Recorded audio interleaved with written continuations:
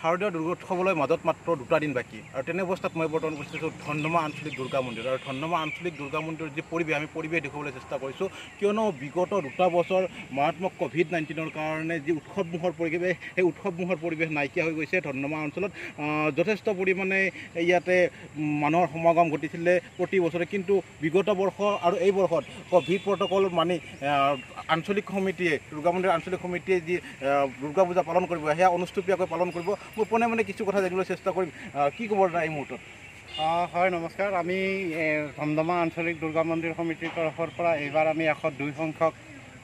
শ্ৰী শ্ৰী দুৰ্গা পূজা মহোৎসৱ উদযাপন কৰিবলৈ লৈছোঁ আৰু এই মহোৎসৱ চৰকাৰৰ সম্পূৰ্ণ SOP জৰিয়তে SOP মানি আমি ধমধমা আঞ্চলিক দুৰ্গা মন্দিৰ সমিতিয়ে বৃহত্তৰ 21খন গাঁৱৰ সম্বলিত জনসাধাৰণক লৈ আমি দুৰ্গা পূজা উৎসৱ উদযাপন কৰিবলৈ প্ৰয়াস কৰিছোঁ আমি ইতিমধ্যে যাৱতীয় কাম কাজ আমি আৰম্ভণি কৰিছোঁ আৰু 2 দিনৰ ভিতৰতে আমাৰ এই কাম কাজ সম্পূৰ্ণ হৈ যাব অহা 11 অক্টোবৰৰ পৰা 15 অক্টোবৰলৈকে আমাৰ 102 সংখ্যক দুৰ্গা পূজা মহোৎসৱ উদযাপন কৰা হ'ব আমি ইতিমধ্যে যাৱতীয় প্ৰস্তুতি সম্পূৰ্ণ কৰি উদযাপন সমিতিও গঠন কৰিছোঁ আৰু আমি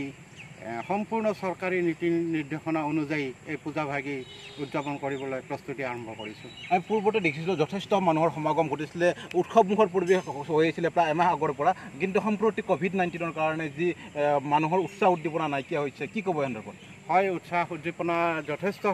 আছিলে যোৱা 101 সংখ্যক দুৰ্গা পূজা উৎসৱতো উলাহ মালহেৰে উদযাপন হৈছিল 101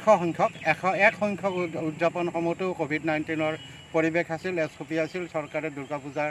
SOP বিশেষ নিৰ্দেশনা দিছিল আৰু এইবাৰো আমি দেখিবলৈ পাইছোঁ 102 সংখ্যক উদযাপনৰ ব্যৱস্থাৰ সময়তে চৰকাৰে COVID-19ৰ কাৰণে SOP জাৰি কৰিছে আৰু এই SOPৰ যদিও জাৰি কৰিছে তথাপিও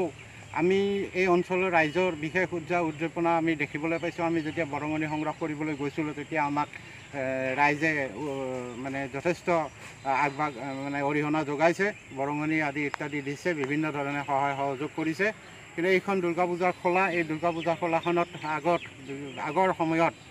মানে যেতিয়া কোভিড নাছিল তেতিয়া এইখন আজিৰ দিনটোত ভৰ্তি হৈ গৈছিল কিন্তু এইবাৰ কোভিডৰ কাৰণে আমি ইয়াত মেলা অনুষ্ঠিত কৰিব নোৱাৰোঁ আমি